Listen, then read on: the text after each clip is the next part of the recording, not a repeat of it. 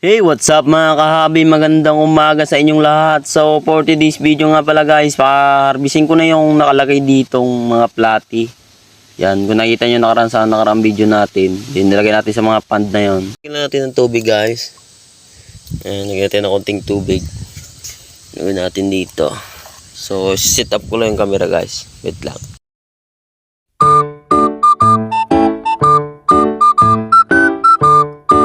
Guys, nakuha ko na. So, ilalagay natin dito sa mga planggana.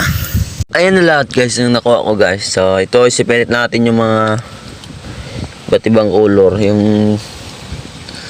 pula, sa pula, yung itim sa itim. Ito, tara guys, isipilit natin to lahat para hindi sila mag-mix. Ayan, sobrang dami ito guys, nasa 100 pieces. Ayan.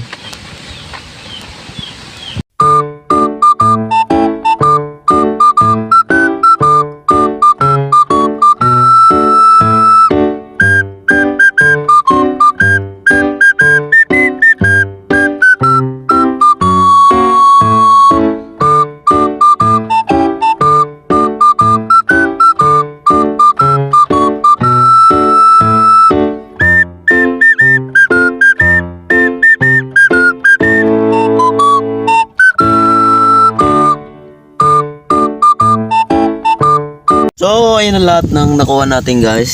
So, ito, pinagsama-sama ko na yung bicolor. Ito yung Blue Moon. Yan, Blue Moon. Medyo konti lang. Yan, bawasan ko ito nakaraan. Dito naman yung Pineapple Mickey Mouse nating platy. Ayan, nakita nyo guys. Sobrang dami yan guys. Saglit, nagbablard. Ayan. Din, ito naman yung red platy natin guys. Na Mickey Mouse din.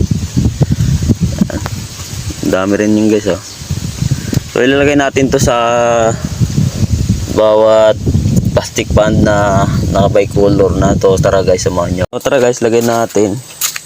So ito, lagay na natin dito sa isang pan na to. Itong Blue Moon platy. Ayan, lagay natin dito.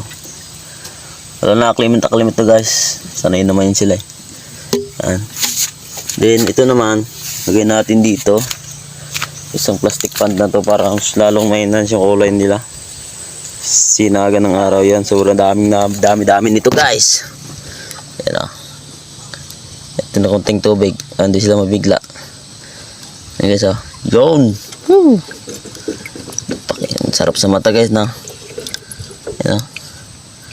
Yan. Magpakarami kayo dyan ha. Ayan. So yung isa, lagay rin natin yung pula.